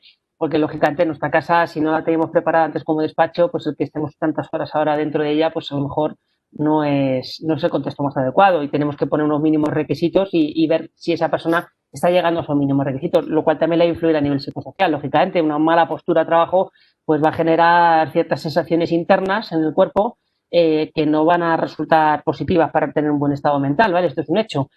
Importante también el uso de herramientas que puedan generar una mayor activación, un mayor estrés. Es esencial que la persona las domine, ¿vale? Incluso puede ser necesario pues, hacer una instalación, una formación o unos repasos sobre esas herramientas para que la persona las domine y no suponga un foco de estrés a nivel tecnológico. Y luego, lógicamente, tenemos que tener unas buenas condiciones en cuanto a lo físico, ¿no? Temperatura y humedad, renovaciones de aire, etcétera, sobre todo pues para que la persona trabaje físicamente en condiciones. Luego también ayuda mucho cuando se establece un control de los criterios de producción, porque el rendimiento se puede ver afectado trabajando en forma remota. Entonces la persona tiene que contar con todos los recursos y medios para poder hacer ese trabajo que tiene encomendado en remoto y elementos básicos de referencia para saber si está cumpliendo o no, pues con tiempos, con plazos, con entregas, con los hitos que se han ido marcando, ¿no? Esto es esencial, porque a veces falla un poco esa definición y el trabajador está un poco perdido y tiene una tendencia a procrastinar, es decir, a pasar para otro momento algo, porque ahora estoy en un contexto de malestar, un contexto de distracción y bueno, pues aprovecho que estoy con el ordenador y no me vigila nadie, pues para ponerme a leer la prensa, que es algo normal, que va a ocurrir, también hay que aceptarlo y hay que entenderlo, ¿vale? La atención de una persona no puede estar siempre focalizada en lo mismo, ¿vale? De hecho, el focalizar la atención es una característica, una cualidad buena en ocasiones, ¿vale? Porque en otros contextos, precisamente, lo que ha resultado también muy adaptativo es la capacidad de desenganchar esa atención y ponerla en varios elementos, aunque sea de forma saltona. Es decir, ese trastorno con déficit de atención e hiperactividad que hoy en día está tan en boga, es un concepto que tiene una base clínica, pero también una base evolutiva. Es decir, en la historia evolutiva del ser humano, las personas con esa capacidad de cambiar de atención rápidamente y no centrarse solo en un detalle y verse absorbidas por esa atención, también tenían más probabilidades de sobrevivir, ¿vale? Por ejemplo, haciendo un paseo por el bosque, pues una persona que está centrada en una cosa, como puede ser una presa, pues a lo mejor no oye un ruido de un enemigo, de un animal salvaje que le va a intentar cazar y a lo mejor ahí esa persona pues tiene menos probabilidades de sobrevivir que una persona que sí que está con cada sensación que tiene, prestando atención, cambiando el foco y estando más alerta. Entonces, no siempre va a ser malo tener esa alteración de la atención, pero hay que detectar esos perfiles, ¿vale? Y hay que entender en esos casos que la atención pueda ir variando y, lógicamente, pues eso hace que el rendimiento pueda, aunque el resultado final sea el mismo, pueda ir fluctuando. Lógicamente hay que mantener un contacto personal con la persona, ¿vale? Nosotros en ocasiones hemos recomendado a las empresas que al menos un par de días, 3 días, hagan por quedar con la gente en la oficina o hagan ir a la gente a la oficina. Yo personalmente, cuando he ido a oficina en esta situación de confinamiento y ahora en esta segunda oleada, pues la verdad es que lo he acabado agradeciendo, simplemente porque tienes la sensación de que vas a ver a gente conocida y le da a lo laboral otro significado, porque parece que estar todo el día en casa, en ocasiones a mucha gente le ha pasado, le ha generado sensación como la película esta del Día de la Marmota, es decir, siempre lo mismo, no se rompe esa continuidad de estímulos, entonces es importante hacer esa variación, nuevamente porque esa variación es lo que nuestro cerebro necesita, el cambiar constantemente de contexto no será siempre bueno, pero en este caso estamos hablando de un cambio periódico, además con un objetivo no solamente productivo, ¿vale? Es un objetivo indirecto a nivel relacional, eso es esencial, ¿vale? Y además nos puede permitir pues, utilizar esas reuniones pues, para mejorar el equipo, mejorar las relaciones, ¿vale? Tratar problemas que puedan estar teniendo en ese teletrabajo, entonces es una manera también de interactuar y recoger información. Lógicamente hay que preguntarse si alguien necesita apoyo, necesita algún tipo de ayuda, ¿vale? La cuestión es qué tipo de apoyo. A veces puede ser simplemente llamar a una persona para ver qué tal lleva la situación con los niños en casa. Puede ser simplemente un apoyo a nivel de herramientas, pues dime las que no me apaño con este programa que me habéis puesto, o es que no sé cómo imputo este proyecto a estas horas, o es que me ha pasado esto y no sé cómo manejarlo. Ese tipo de cosas a veces pues son necesarias el tenerlas en cuenta, ¿no? Y quizá es más fácil verlo en presencial, porque si algo te inquieta lo puedes hablar con quien tienes al lado, pero en remoto hay veces que las personas pues no lo tratan, pues porque a lo mejor el hecho de llamar por teléfono les genera un rechazo o porque no se ven escribiendo un correo a lo mejor. Entonces, bueno, son cosas que hay que tener también presentes que a veces hay que hacer, ¿no? Tener esa proactividad a la hora de preguntar, oye, ¿hay algo que necesites? ¿Te podemos ayudar de alguna otra manera? Porque así, al fin y al cabo, le estamos dando a la persona el contexto para que pueda hablar de lo que pueda preocupar o lo que le esté dificultando el trabajo. Muy importante, hay que hacer una validación del área de trabajo, ¿vale? Si están en casa, pues hay que valorar cómo está trabajando. Digo valorar y no evaluar, porque yo entiendo que hacer una evaluación es una cosa que exige una inmediatez y una visita, pero como sabéis, la persona tiene que prestarse a ello y yo no tengo claro hasta qué punto como técnico de prevención debo o no debo entrar en una casa a hacer una evaluación, ¿vale? Lógicamente ahí tenemos una situación de limbo peligroso, ¿vale? Porque ahí sí detectamos algo que está mal, ¿vale? O detectamos una regleta que está rota, pues a lo mejor es más fácil decirle cámbiala o te compro yo una. Pero si detectamos, por ejemplo, que esa persona pues ha debido consumir algún tipo de sustancia, pues porque vemos restos de, por ejemplo, de una cachimba con cannabis o vemos algo raro, ¿hasta qué punto nosotros podemos hacer una valoración o evaluación de esa situación o de esa interacción? Es muy complicado. En la idea de lo psicosocial, aquí nos estamos metiendo ya en el núcleo duro, ¿no? de la persona, que es su propio domicilio, lógicamente, y ahí evaluar o valorar es muy complicado, ¿vale? Yo veo ahí un resquicio que me genera cierta inquietud, ¿vale? Aunque vaya con el consentimiento de la persona, conforme establece la norma, pero me genera cierta discrepancia, ¿no? Aquí, lógicamente, habría que valorar por lo menos las condiciones mínimas que debería tener ese contexto en el que la persona está trabajando para que por lo menos el entorno ayude, ¿vale? Es decir, oye, pues unas condiciones mínimas en cuanto a iluminación, unas condiciones mínimas en cuanto a renovación de aire y temperatura, una humedad relativa mínima y, bueno, unas condiciones de posición de trabajo, de distancias de mesa mínimas que yo te voy a recomendar. Lógicamente, el poder de dirección del empresario aquí queda un poquito condicionado, ¿vale? Porque estamos en una situación de un centro de trabajo empotrado o inserto en ese domicilio. Yo tengo ahí ciertas inquietudes, ¿vale? Lógicamente habrá que dar unas instrucciones a nivel ergonómico, ¿vale? Para esa carga mental, carga física que pueda haber y, muy importante, también hay que ayudar a la persona, y lo vuelvo a recalcar, igual que en el punto 1, es establecer criterios para limitar esa conexión. Es decir, que la persona mentalmente pueda desconectar del trabajo. Y desconectar del trabajo cuando estás trabajando es muy difícil porque tú a lo mejor cierras el ordenador y en ese momento te pones por la tablet. Y si en la tablet también has instalado el gestor de programa de correo electrónico de la empresa, pues es bastante factible que tú puedas coger y activar voy a ver si va a entrar el correo que estaba esperando y ponerte a las 11 de la noche a consultar el correo. Entonces hay que saber que ahí la persona, como puede tener la tentación, hay que también marcar ese contexto. Es decir, mira, el ordenador intenta que sea el de trabajo, que te dé la empresa, o si es el tuyo, por lo menos coge la costumbre a partir de determinado momento que tú decidas trabajar y cerrar el trabajo, ya la jornada, cerrar esas aplicaciones y márcate el no abrirlas, márcate ese límite, ¿vale? Y trabaja ese límite, ese rechazo a abrir, porque al final, si no vas a estar conectado, de alguna manera y de forma silente, vas a estar ahí con esa atención puesta en algo que ya pues debería estar descansando para el día siguiente.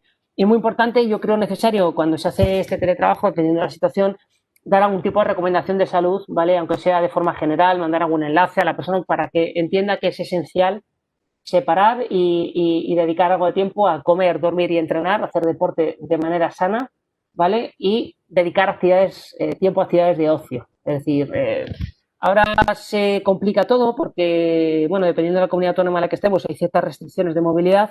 Por suerte no están siendo las mismas que tuvimos en la primera oleada y menos mal, porque la primera oleada sí que dejó bastante pozo, ¿no?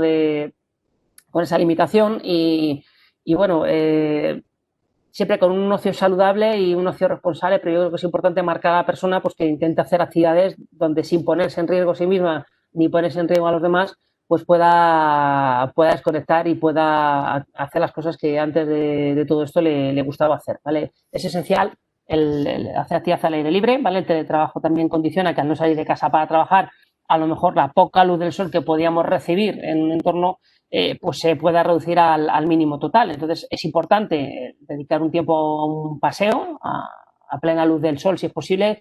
Ya sabemos que el sol va a fomentar la liberación de vitamina D, la fabricación de vitamina D. Esta vitamina D, sabéis que está relacionada no solamente con una función metabólica a nivel de hueso, sino que está relacionada con la función inmunitaria y eso parece ser que ayuda a que los casos de COVID sean menos graves. Ya hay estudios que hablan claro de esta relación. Pero también esa luz del sol nos va a ayudar a tener una regulación del ciclo sueño-vigilia mediante la melatonina. Es una hormona que libera la glándula pineal y en esta cuestión pues puede ayudar a mejorar ese descanso y aplacar el estrés, porque además la melatonina tiene un efecto antiinflamatorio bastante marcado que también se ha visto relacionado con la menor gravedad del COVID. ¿vale? Ya tenemos incluso algún metaanálisis que ha acreditado esto y en España se ha hecho un estudio en concreto que hablaba de esta relación, ¿no? En hospitales han dado melatonina y las personas que han recibido esa melatonina han tenido una evolución más benévola. Entonces es esencial. Otro elemento fundamental es entrenar, hacer deporte, ¿vale? Ya lo decíamos en otro webinar, tanto un deporte aeróbico como puede ser andar, pasear, correr, montar en bicicleta, etcétera, y dedicar un poquito de tiempo también a circuitos de trabajo en régimen anaeróbico, es decir, circuitos de musculación o de ejercicios calisténicos con el propio peso del cuerpo, que se ha visto también que activan mucho el metabolismo a nivel general, no solo muscular, y eso también tiene un efecto directo. Es quizá una de las principales recomendaciones que se pueden dar en lo psicológico, ¿vale? El ejercicio físico. Es esencial, porque además es un buen regulador, porque si tú haces un ejercicio intenso, automáticamente vas a generar una mayor facilidad para descansar, siempre y cuando no hagas ejercicio justo antes de irte a la cama o unas horas antes, ¿vale? Por ese ácido láctico que estimula, pero el ejercicio físico intenso va a ayudar a regular mejor el ciclo de sueño-vigilia, vas a liberar más hormona del crecimiento durante las fases de sueño profundo, eso va a facilitar una mejor recuperación y lógicamente eso va a estimular a nivel metabólico a tu organismo a comer y generalmente cuando se entrena duro existe una mayor predilección por comidas más sanas, ¿no? Porque son las que tienen mayor contenido de proteínas, grasas saludables, entonces va a ayudar a que regulemos mucho mejor. Por lo tanto, si tuviera que darles únicamente un consejo, damas y caballeros, sería hagan ustedes deporte, desconecten siempre que puedan del trabajo, ¿vale? Y además definan ese contexto de desconexión y en la medida de lo posible estén ahí presentes por si alguna persona necesitara alguna cuestión de apoyo, de ayuda, etcétera. A este nivel tienen ustedes aquí una guía de cultura preventiva que ya la conocerán, que ayudará a mejorar esa gestión y le dará alguna herramienta de mejora para hacer esa labor de supervisión. Y en este caso concreto, pues nada, ponernos a vuestra disposición para cualquier duda o pregunta que pueda surgir ahora y en cualquier otro momento, pues eso, ahí estamos. Muchas gracias por todo. Muchas gracias, Aitor. Daríamos paso ahora al turno de preguntas. Si hay alguna pregunta.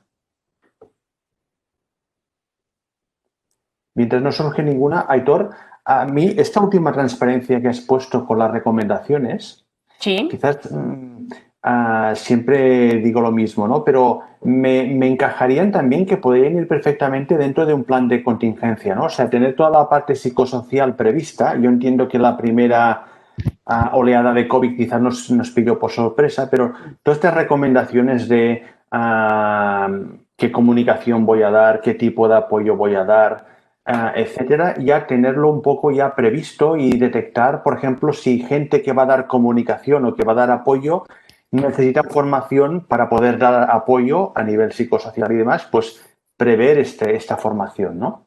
Sí, Yo sí, creo sí, que cabrían dentro de un plan de contingencia, por ejemplo. Sí, yo creo que sería bastante idóneo, ¿vale? Bastante idóneo porque lógicamente no lo estaríamos dejando a la improvisación, sino que además estaríamos dándole el sentido que tiene, ¿no? Que es el saber que nos van a venir problemas, que la gente va a tener trastornos o alteraciones o dificultades en esa adaptación y conocer esa dificultad, esa casuística y ponerla en un plan de contingencia o en una comunicación que se puede hacer incluso a los trabajadores y que sepáis que somos conscientes de que esto puede alterar.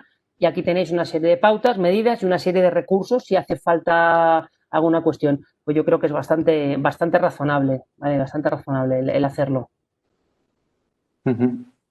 Sí, porque muchas veces uno puede pensar, yo recuerdo cuando trabajaba en una empresa farma que te llegaba el típico cuestionario de una empresa americana y te decía, usted ya tiene previsto qué va a hacer si tiene un corte de suministro de su materia prima principal, ¿no? Y uno cuando piensa en un plan de contingencia, pues ahora en el COVID, pues qué voy a hacer con los trabajadores y tal, y luego cómo miro si mi línea de aprovisionamiento se mantiene o no, qué voy a hacer. Pero esta parte siempre me ha parecido que quedaba un poco quizás en el olvido, ¿no? Y yo creo que es muy importante.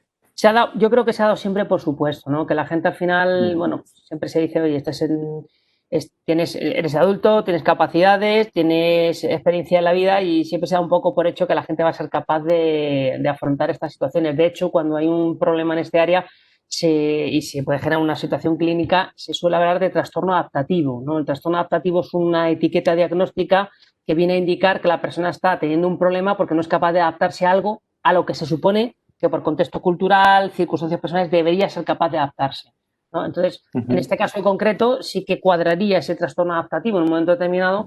Claro, el hecho de tener recursos para afrontarlo, pues va a ayudar a que no haya un trastorno adaptativo, sino que haya alteraciones o dificultades, pero que no lleguen a trastornar tanto a la persona que acabe pues teniendo sintomatología, ¿no? Del exceso de estrés, que es el significado de lo que viene todo esto, ¿no? Ese exceso de activación, hay una activación psicofisiológica, hay una posibilidad de que ese run active aún más todavía ese eje hipotálamo, hipófisis, glándulas suprarrenales, liberemos una serie de hormonas que en el organismo, mientras están circulando, pues va a generar que nuestra mente se active más, porque están en interacción para resolver un problema. Si ese problema no lo resolvemos y no nos dan tampoco un contexto amable para que aterricemos ese exceso de activación, pues lógicamente ahí vamos a tener un trastorno de adaptación. Y entonces que la empresa contemple esto y ayude a la persona a que identifique, en su caso concreto, qué es lo que le ayuda a aterrizar, qué es lo que le ayuda a estar tranquilo, pues es importante que en un momento determinado se pueda hasta fomentar, ¿no? Oye, si a ti esto te ayuda, pues oye, podemos hacer algún programa pues para que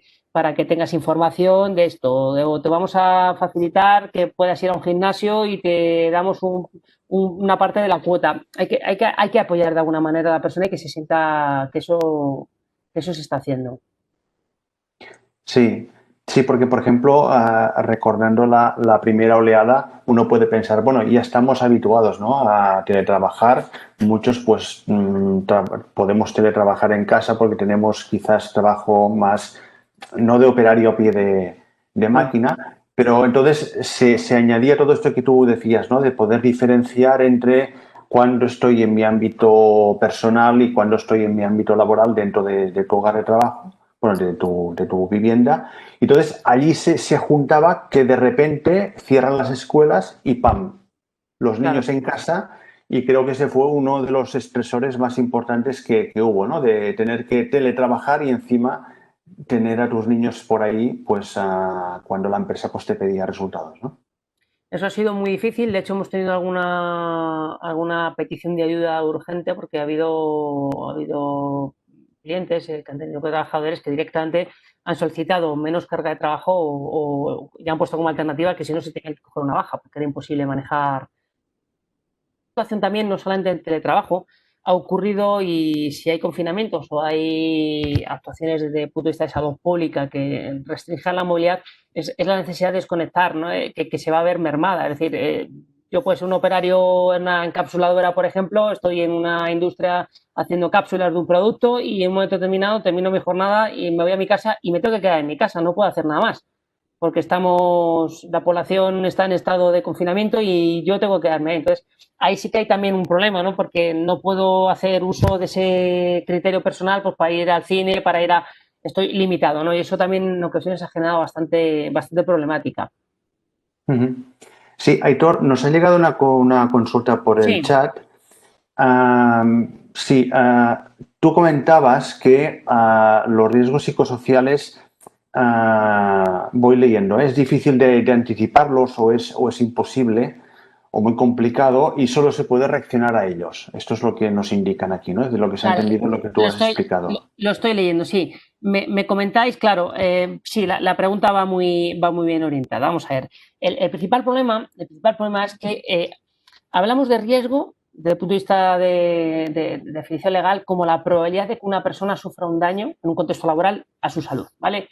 Ya tenemos que definir previamente lo que es la salud, que es el estado de completo bienestar, lo biológico, lo psicológico y lo social, no solamente no estar enfermo. Entonces, claro, todo lo que afecta a ese bienestar tiene una faceta objetiva y una faceta subjetiva. Lo objetivo yo lo puedo relacionar con las condiciones de trabajo y a través de una escala, ¿no? Oye, mira, en esta situación en la que tú estás, defíneme desde 0, que es mínimo bienestar, a 10, que es el máximo. Pues sitúate en esa escala. Ahí yo puedo hacer una pregunta, puedo hacer un cuestionario, como me preguntáis por ahí, más o menos largo, y saber la cuestión. Pero hay elementos subjetivos, incluso la propia persona puede desconocer, que están ahí trabajando, y solo están ahí pues un momento determinado pues porque la persona tiene esa predisposición, ha tenido una serie de aprendizajes y solo van a debutar y solo van a dar la cara cuando hay una situación de tensión máxima. Esto es como un test de esfuerzo de un material. Es decir, el material, mientras tú no lo pongas a prueba a la máxima tensión que pueda soportar, no vas a saber dónde está el punto de ruptura, ¿vale? Tú vas a pensar que aguanta y a lo mejor en un contexto controlado todos los materiales que usas te aguantan lo mismo, pero uno determinado, a partir de cierta condición normal, salta, ¿no? Porque ha tenido un estrés previo. Pues esto es igual. ¿Cuándo se puede saber que algo puede fallar? Pues hay cambios en el normal funcionamiento de una persona, ¿no? Cambios en el lenguaje, cambios en la forma de hablar, cambio en el cómo se comunica, en el qué comunica. Pues oye, puede dar un mensaje que nosotros percibamos más optimista o menos optimista. Hay cambios, porque incluso no siempre van a ser cambios de humor a negativo, ¿vale? Hemos tenido algún caso donde la persona estaba muy bien, todo estupendo, y tuvimos un intento de autolisis, de suicidio 2 días después. Entonces, no siempre va a ser un cambio que digamos, esta persona está mal, ¿no? Podemos incluso pensar, qué bien está esta persona. Entonces, son cambios que son muy notables, porque hay patrones bipolares, que el estado de ánimo sube hacia arriba y parece que va todo fenomenal, está en un estado de euforia absoluta a un estado de máxima depresión. Entonces, hay veces que es fácil detectar esos extremos.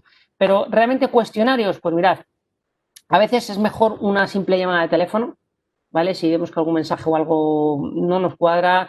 El cómo saber eso, pues es complicado sin conocer a la persona, ¿vale? Pero porque al final los medios de comunicación que utilizamos a veces están descontextualizados. Un WhatsApp, un mensaje de correo, pues no tienen ese trasfondo, ese contexto o inmediatez que nos da la comunicación vis a vis, ¿no? Esa comunicación donde podemos ver la cara, sentir el tono de voz, ver cómo se mueve, ver esa interacción. Entonces, en ese caso concreto, cuestionarios o elementos breves, pues hay entrevistas a nivel y cuestionarios y herramientas a nivel clínico, pero son clínicos, son para utilizarlos ya en un contexto donde tenemos que intervenir. En este caso concreto yo creo que lo mejor es esa inmediatez que nos da pues una videollamada o que nos da una llamada de teléfono, ¿vale? Y ahí a través del tono de voz y ver a la persona incluso una webcam, aunque sea a través de una webcam, ¿vale? Ver y tratar de hacer esa conexión empática que se caracteriza por 3 elementos que estaban aquí en una de las diapositivas. Me vais a permitir que lo vuelva a compartir para recordarlo, que son los elementos de la relación de los que hablaba Carl Rogers, ¿vale? Los tenemos aquí, un segundito, aquí. ¿Veis esta diapositiva en completo ahora? A ver.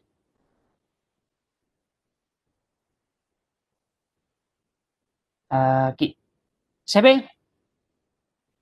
Sí. El elemento reactivo, pues es este triangulito de aquí, este punto de apoyo. Esa comunicación tiene que ir con una empatía, ¿vale? Es decir, con un intento, y digo intento porque incluso siendo profesional de la psicología, la empatía no siempre es posible, ni siempre es deseable, a veces hay que mantener una distancia, se llama ecpatía, ¿no? Igual que me meto en ese perfil, también me tengo que echar la vista atrás para tener perspectiva. Entonces, hay que jugar con esa empatía, con un aspecto de sinceridad, ¿vale? De interés real por querer ver qué le pasa a la persona, sin un juicio crítico, ¿no? Que la persona se pueda poner a la defensiva o pensar que estamos a lo mejor interesándonos por ella por alguna cuestión espuria, ¿no? Entonces, esa comunicación, esa llamada, tiene que ir en esa línea, ¿no? Decir, oye, mira, este email que has mandado, pues no sé, me ha dado la impresión de que puede ocurrir algo, estás enfadado, estás triste, tienes algún problema con el trabajo, el hecho de que estés en casa trabajando, hay algo en lo que te podamos ayudar, que nos puedas comentar. Hay que perder el miedo a preguntar de una manera directa cuando sospechemos, ¿no? Que tenemos algún problema, porque al final hay veces que las propias personas te van a ocultar su situación y nos podemos encontrar personas que están mal que no te lo van a decir, porque por la forma de ser en muchas ocasiones hay un sesgo de deseabilidad social, un sesgo de mostrar siempre mi mejor cara a los demás.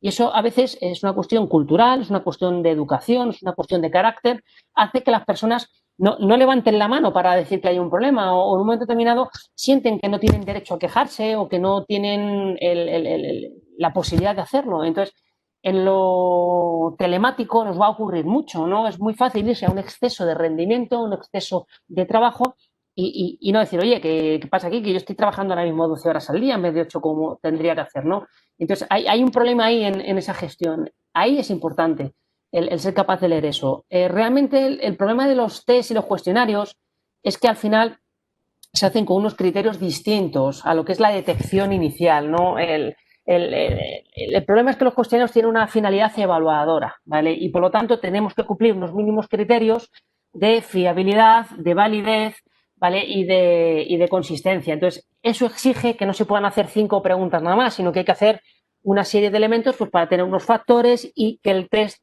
sea válido, sensible y fiable. Y eso lleva a que al final pues, tengamos cuestionarios que son, pues dices, 5 páginas y alguna más si hace falta. Vale, entonces, en ese caso concreto yo creo que es más útil el tener alguna entrevista semiestructurada preparada de 5 o 6 preguntas, ¿vale? Y que en un momento determinado a una persona le puedas hacer una llamada o en algún momento determinado tener algún procedimiento por el cual pues, se mande un correo, se haga un check-in periódicamente, ¿vale? Para ver cómo está esa persona. Y se le envía un correo, una información y estamos haciendo una valoración, estamos tomando tomando la temperatura a la situación, cómo estáis, qué tal va todo, hay alguna cosa que necesitéis hablar. Y eso yo creo que la mejor manera de hacerlo para conseguir esa empatía, esa sinceridad y esa ausencia de juicio crítico es a través de la cadena de mando de la empresa. Es decir, los supervisores directos de estas personas serían las personas, yo creo, y es nuestra recomendación en algunos casos, serían las personas idóneas para contactar con la persona porque trabajan con ella, porque coordinan su trabajo y quizá quienes mejor pueden testar esa temperatura. ¿Vale? Es decir, prevención aquí estaría como un dinamizador indirecto. ¿Vale? Aquí nos tocaría ser líderes, pero de forma indirecta.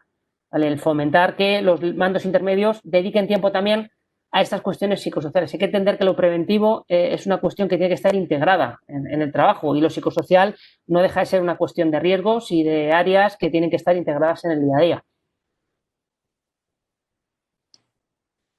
Sí, en esto que acabas de decir sí que estoy también totalmente de acuerdo contigo. Si no hay más preguntas, estamos ya fuera de horario. Aitor, agradecerte también tu participación. He encontrado la exposición realmente muy, muy interesante y con el dinamismo que le das, porque hemos coincidido también en otras ocasiones con Quashik. Y agradecer a JP que haya querido colaborar con nosotros en este segundo webinar del mes de octubre-noviembre. Muy bien, pues Y un sin placer más, aparte. gracias. Y sin más, pues a cerrar la webinar de hoy y emplazaros a la siguiente webinar que estamos mirando de poder fijar una fecha con Silvia Dieguez y que tratará sobre reuniones de feedback, cómo realizar reuniones de feedback. Muchas gracias a todos y hasta otra ocasión. Hasta luego, buenas tardes. Muchas gracias, hasta luego. Hasta luego. Adiós.